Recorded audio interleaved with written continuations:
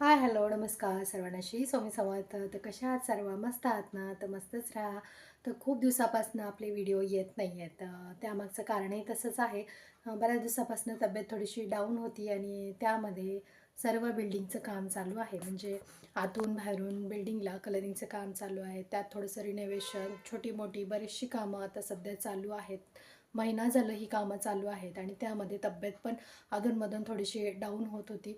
त्यामुळे व्हिडिओ यायला लेट झाला आणि दुसरे कोणतेच व्हिडिओ आलेले नाहीत. चला म्हटलं ह्याच गोष्टी आपण व्हिडिओ थ्रू शेअर करूया. आजचा व्हिडिओ त्याच संबंधीचाच आहे. तर तब्येत ठीक नसल्यामुळे आवाज थोडासा वेगळा येईल, तर समजून घ्या, इग्नोर करा. चला, तर घरामध्ये सगळीकडे पसारा आहे आणि ते सगळं आता आवरायचं आहे. तर ह्या गोष्टी तुमच्यासोबत शेअर करते.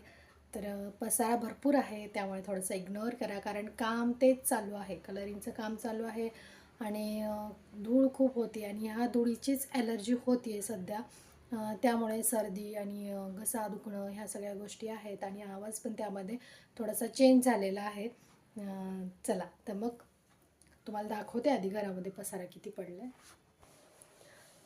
ह्या एक रूमचं काम काढलं होतं. म्हणजे आधी या रूममध्ये ना आम्ही भाडेकरू ठेवले होते, परंतु आता ही रूम ना घरीच यूज करण्यासाठी ठेवली आहे, वापरासाठी काढली आहे. आता इकडे एक डोअर आहे, तिकडे मागे 3 रूमचा ब्लॉक आहे. तर तो ब्लॉक आता मला रेंटनी द्यायचा आहे आणि अलीकडची हे म्हणजे ही जी रूम आहे ती आता आम्ही घरीच वापरासाठी ठेवली आहे. तर बघा, ह्या रूमचं काम आणि कलरिंगचं काम झालेलं आहे, त्यामुळे मग सगळा पसारा ह्या रूममध्ये आणून ठेवलेला आहे. आता हे कपाट पण मला आवरून घ्यायचं आहे. आता इथे माझ्या साड्या वगैरे सगळा पसारा पडलेला आहे. ते सर्व मला स्वच्छ पुसून आवरून सगळं नीट करून ठेवायचं आहे. आता किचनच्या कलरिंगचं काम पूर्ण झालेलं आहे. तात्पुरतं सगळं सामान वगैरे इथे आणून लावलेलं आहे. आता इथेही बराचसा पसारा पडलेला आहे, कारण इकडच्या तिकडच्या रूमचा पसारा जसा जिथे जागा दिसेल तिथे ठेवण्यात येत आहे. ते कलरिंगचं काम तर झालेलं आहे.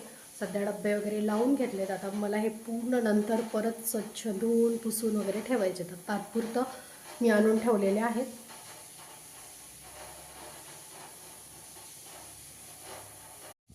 आता हा हॉल आहे आणि हॉलचं काम अजून बाकी आहे. हॉलच्या कलरिंगचं काम बाकी आहे. आज स्टोरूमचं काम काढलेलं आहे आणि स्टोरूममधला सगळा पसारा असा इथे आणून ठेवलेला आहे.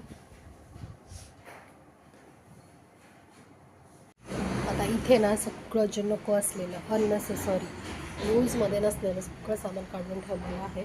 हे सगळं सामान डिस्पॅच करायचं आहे. बाहेरून सगळं कलरिंगचं काम झालेलं आहे. तर बाहेरच्या साईडला ना हा असा कलर देण्यात आलेला आहे. या आतलं काम आता बाकी आहे. काम करायला काढलं आहे खरं, पण इतकी परेशानी होते ना, धूळ इतकी होते. आता ज्या रूम साफ केल्यात तिकडे पण धूळ जाते आणि ज्या रूममध्ये काम चालू आहे तिकडे पण धूळच धूळ आहे. तुम्हाला मी दाखवते किती धूळ होते.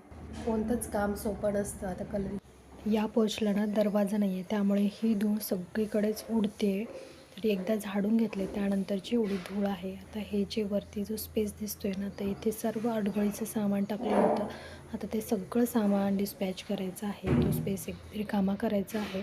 आणि असं सामान जमा करत ठेवलं ना तर ते यूजमध्ये पण येत नाही. आता मी बरेचसे पाईप वगैरे ठेवले होते कधीतरी यूज करण्यासाठी, कामाला वगैरे आले तर तर आता आम्हाला थोडीशी पाईपलाईन एका ठिकाणी करायची होती, तर त्यांना दाखवले की पाईप तुमच्याकडे आहे तर याच्यानेच जमते का पहा. तर ते म्हणाले की बरेच वर्ष झालं ना चमक मटेरियल पण थोडं थोडं खराब होत आलंय.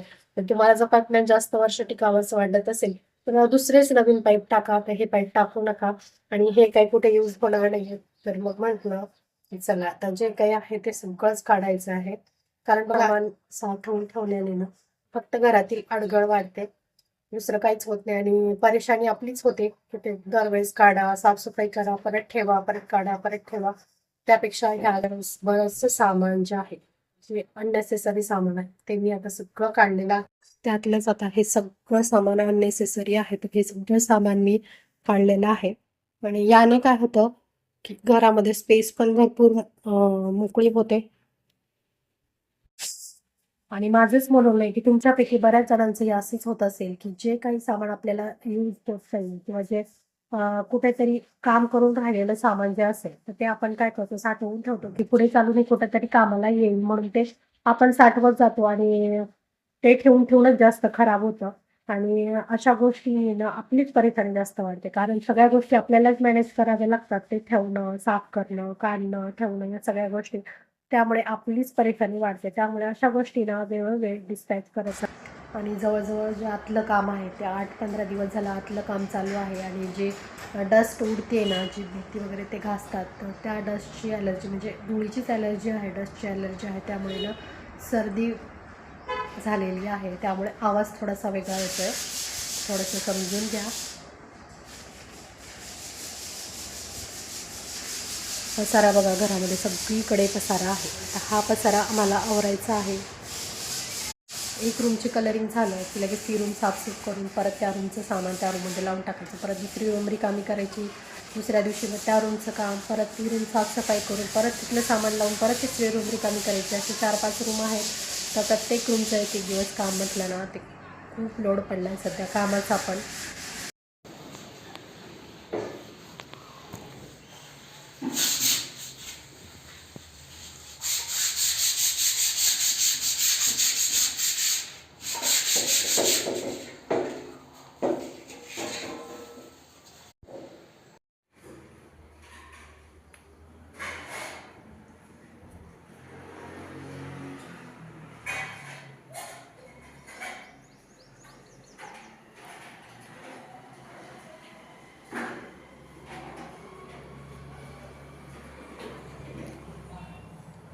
ही स्टोर रूम आहे. तर ह्या रूमचं काम इथंपर्यंत आलेलं आहे. एक हात झालेला आहे. पसारा बघा. हे सगळं साफसूफ करून परत सगळं पसारा लावायचा आहे. घराचा अवतार झालेला आहे. कुठून साफसफाई करायची आणि कशी करायची तेच नाही कळते.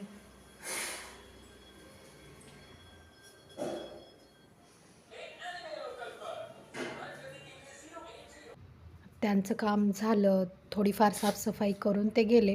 त्यानंतर म्हणतात ना, आपला हात लागल्याशिवाय कोणतीच गोष्ट व्यवस्थित होत नाही. त्याप्रमाणे आपण स्वतः राहतो आहे, तर आपल्याला त्या गोष्टीकडे लक्ष द्यावंच लागणार. ते साफसफाई करून गेल्यानंतरही भरपूर सारी धूळ, भरपूर सारे डस्ट आणखीन निघतच असतं. तर आपल्याला ह्या गोष्टी कराव्याच लागतात. तर मग ही विंडो मी साफ करून घेतली. आता अशा 2 विंडो आहेत, तर ह्या विंडोज साफ करायला मला एवढा वेळ गेला.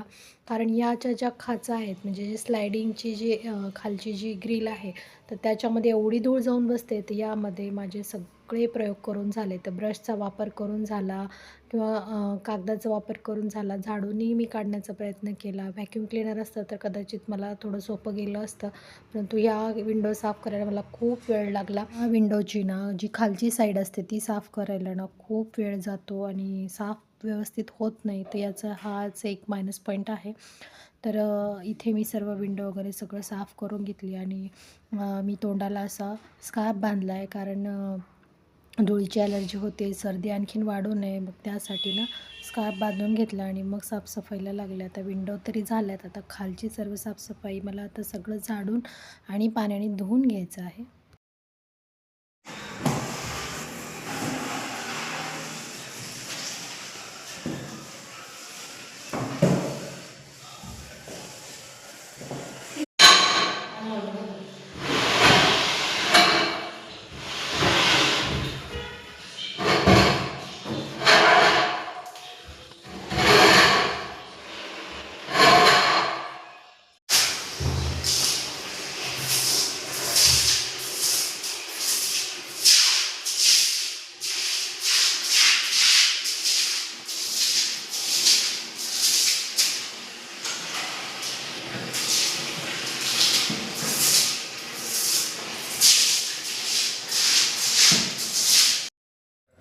त्या सगळ्या कामामध्ये ना मुलांची भरपूर मदत होते. छोटं मोठं काम का असेना मुलं मदत करतात, तर हेच खरी मोठी गोष्ट आहे.